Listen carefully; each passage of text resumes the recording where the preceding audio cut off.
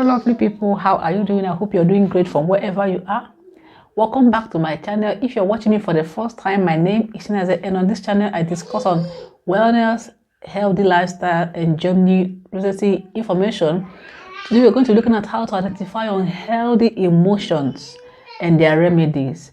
These are emotions that we have in our lives as individuals, in our relationships, in our marriages, how they affect us and how to resolve them. First unhealthy emotion that we have is depression.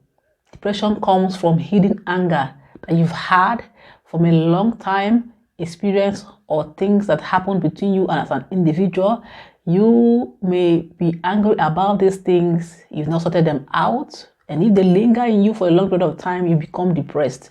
This is why you must resolve every conflict, every situation that you have with people, discuss it with them and find a solution to avoid you harboring them for a long period of time and become depressed. Anxiety is also a negative or healthy emotion that comes from waking up your needs.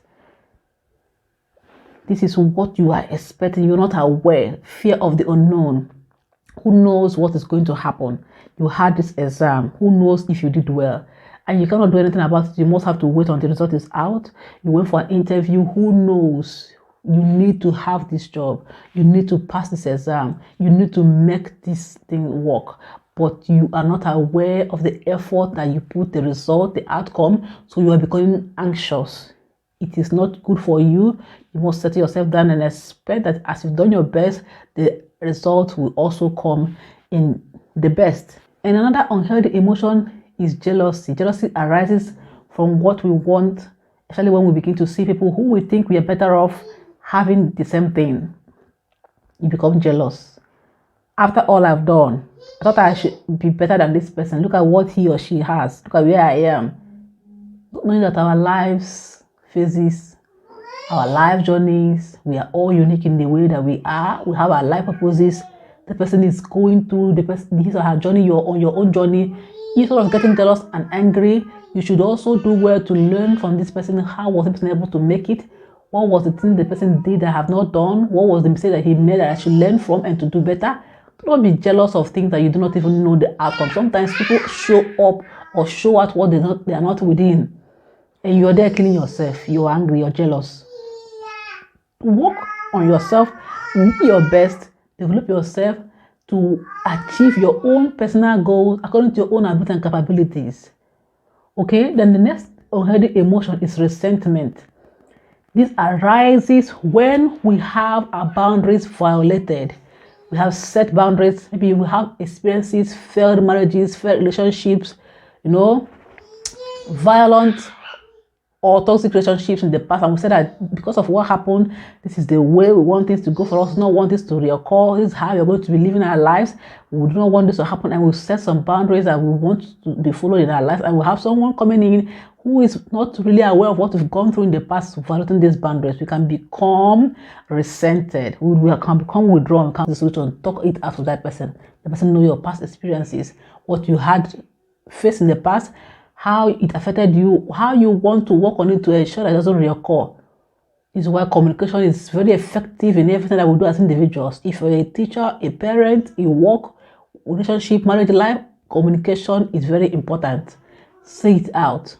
You must know better than Alpha John. Just say it out. Let the person know your mind at first. The next unhealthy emotion is bitterness. This is very terrible. Okay? And it comes when you begin to withhold forgiveness.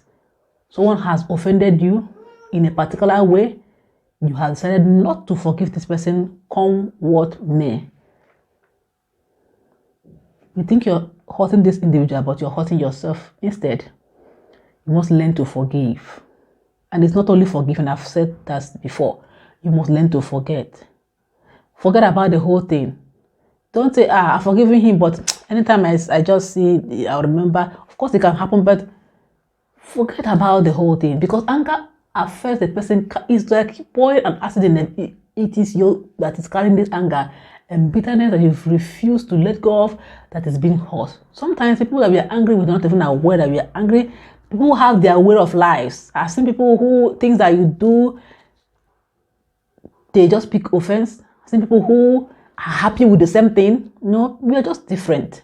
Sometimes people say some things and do some things that they're not even aware will hurt you from their personal perspective. They are just saying it freely. They are trying to make fun or have some good time, and you pick offense. Look at the way he talked to me or she talked to me in the public place. Look at and if you go on mistakenly to react, your reaction is now the current discussion. What the person did is no longer involved in the problem.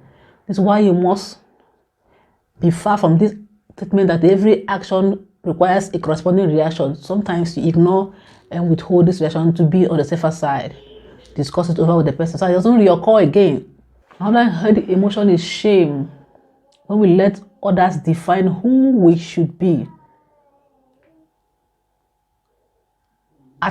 Maybe you were making it before, you were in a high class before, and then things have really gone down. You're still hiding this condition. You don't want people to know. You're still trying to cover up and live beyond your current state and capability.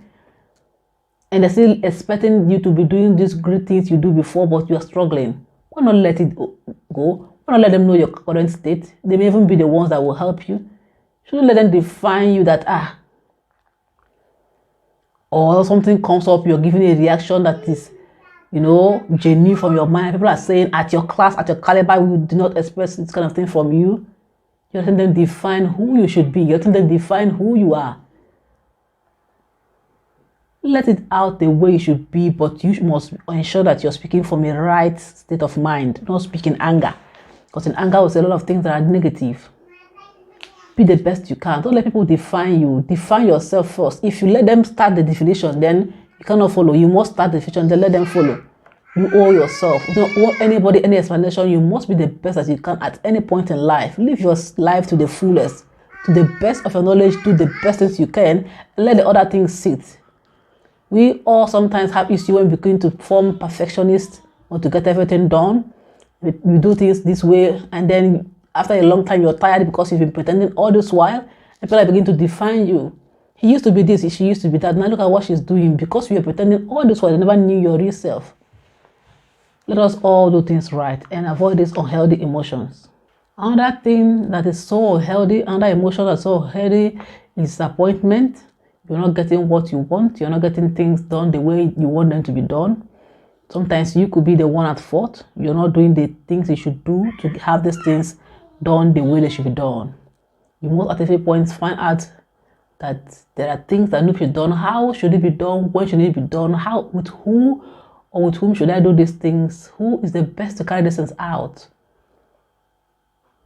Do not be disappointed and you lay your blame on someone else when you are the one disappointing yourself. Put things in plan. Put plans in check. Let things be set the way they should be done. So that when you begin to carry the sense out, they are easy for you. Now, the last unhealthy emotion is insomnia. Some people see this as a health condition. Of course, it is a health condition.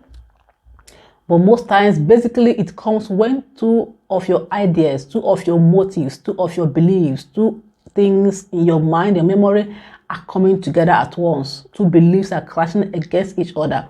Should I do this? Should I not do this?